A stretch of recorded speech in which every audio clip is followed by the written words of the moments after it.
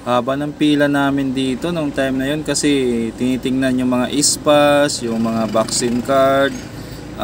That time 2022 medyo mahigpit pa yung mga borderline, kaya ito haba ng pila bago makapasok sa barko. So ayan mga boss, hinihingal pa ako kasi dala ko tong bag. Buti tinulungan ako ng crew dito ng shipping line.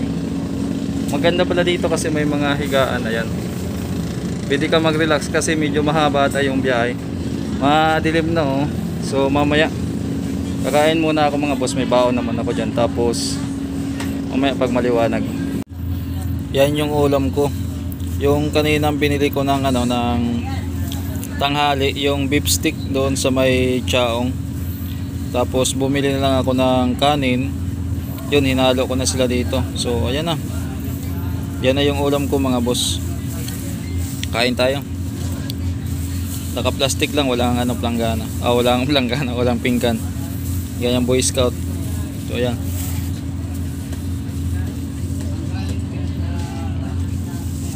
Okay, nabili ko yung ulam ng 120 pesos.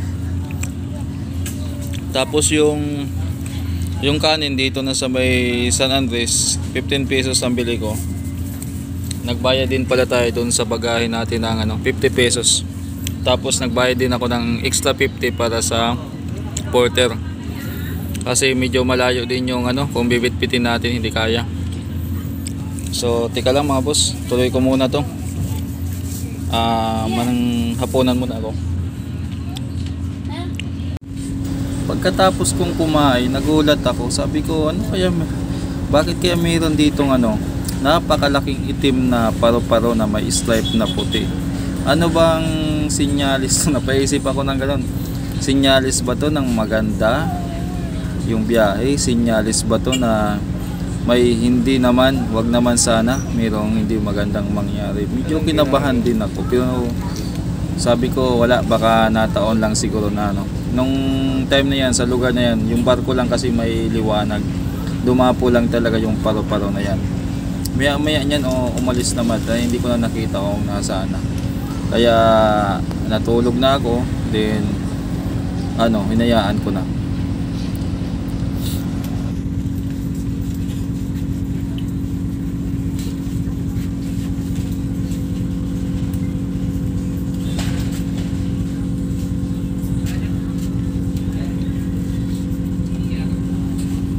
Ay, bali na yung niya. Sukulang na dito.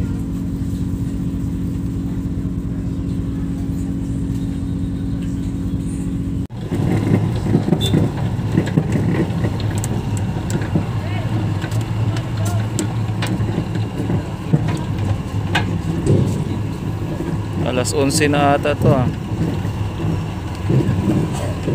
Eksakto. Yan, inangat na yung hagdanan. Mukhang lalarga na kami.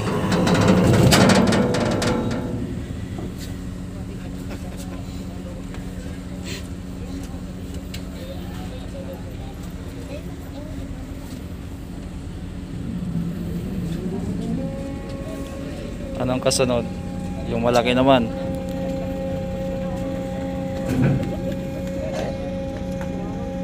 Ayan, hatak na ng tali. Yan, binaba na yung tali.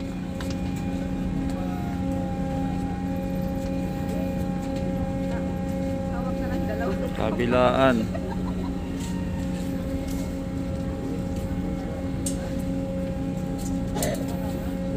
Alas 11 na ng gabi.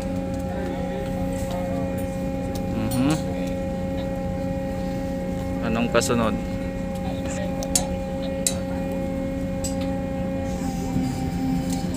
Ayun,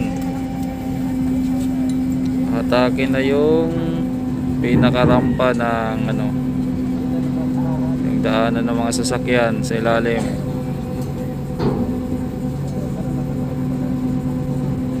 Yun, isasara na.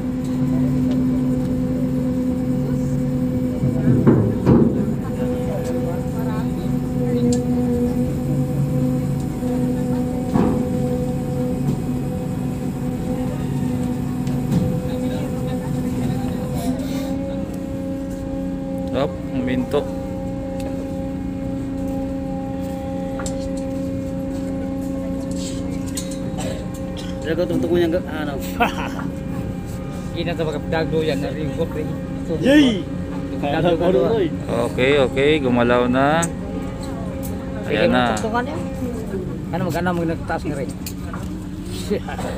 Kung ga mas buga ba. Ayan, lumarga na. So ba man rin. Tinggal ko na yung tagara, dapat ito. Paalam na sa ngayon. Pidoran na San Andres pala. Wala magawa, video muna. Talaga ng pating. Labo pa to. Ayan, okay, take off. Labo pa na. Okay, pwede naman na sa'yo. Take off na ang cruise shipping. Hindi na nakaangat yan, ganyan lang talaga. Okay, bye for now. San Andres, Quezon. Will arrive in Purias Island.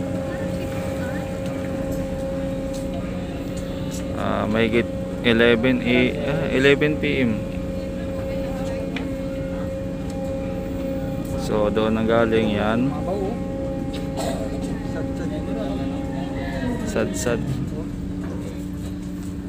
Sad yung barko.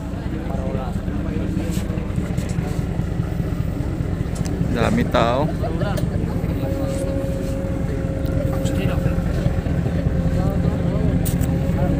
Kabilaan. So walang magawa dahil hindi makatulog, ang init. Ang init sa loob. Yan, napagtipan na videohan. Wala nang ano.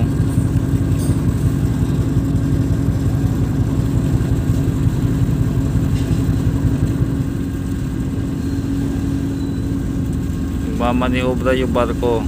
So iikot siya ng papunta dito. So ito yung ulo ng barko, pupunta siya dun, iikot siya. Ayun yung madilim kasi gabi pa. Nasa mag-11:30 na ata. Pupunta pa to ng Purias. Tansya ko sa San Pascual. So dadaong pa to ng San Pascual bago pumunta ng Aroroy, Masbate. Siguro makakarating tayo ng Masbate mga umaga na siguro, I think mga 8, depende kung anong oras. Mamaya pag nakarating tayo ng San Pascual, kung ilang oras mula dito. So around mahigit 11 PM na nang umalis dito sa San Andres, Quezon. Ngayon malalaman natin kung ilang oras yung tatakbohin papuntang San Pascual. So dyan muna mga boss. Isa may nakalagay na Batangas. Ano to? May ito na yung port ng San Pascual, Masbate sa Purias.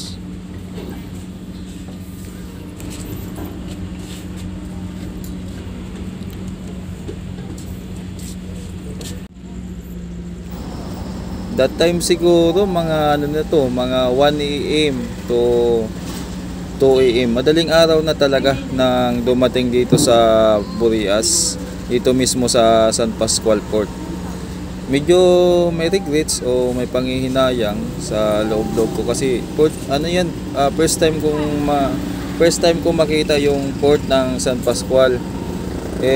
Sabi ko nga sana umaga yung biyahe para nakita ko kung ano yung itsura ng San Pascual Port. At mga boss, itong time na to, yan na yung last na biyahe ng cruise shipping line simula San Andres to Aroroy. Kaya kami yung mga last na pasahero na papunta dyan. At yung pabalik naman, yun na lang din ang last na pasahero. So nakakahinayang kasi hindi na namin na-experience ulit yung biyahe dyan. So umalis na yung barko. Pag alis ng barko, hindi na ako nakatulog. Kaya ayan, kahit medyo madilim yung madilim-dilim pa yung medyo na may kunting aninag na rin. madilim na nagkape na lang sa barko. Alam niyo naman mga boss, sa barko medyo may kataasan ng presyo ng kape, pero nagkape tayo dyan. Habang nagkakape, sinit up yung camera. Ayan, nag-sightseeing tayo. Napakaganda ng ng disposition ng dagat. Napakalinaw ng walang kalon-alon. Kaya lang yung medyo makulimlim yung ulap. Sabi ko kung naging clear blue sky yan, napakaganda siguro. Mas maganda pa kaysa pero actually habang pinapanood natin to, maganda naman talaga yung kasi napakalinaw ngayon. Nakaka-relax. Nawawala yung antok ko sa mga time na to. Parang gising na gising ako kasi excited ako mag camera. Itong oras na to, mga siguro pa alas 5 na to, mga 5 AM na to mga boss. Yan, napakalinaw ng napapakaliinaw ng dagat, nakaka-relax talaga. Ang sarap panoorin. Mga mahigit 2 years pala. Mahigit 2 years simula ng pandemic nang hindi ako nakauwi ng probinsya. At ito, sinisave ko para balang araw may memories pa ng unang biyahe ko after ng pandemic. At ayan, napakaganda talaga ng napakaganda talaga ng dagat ng time na yan. Sarap panoorin, nakaka-relax.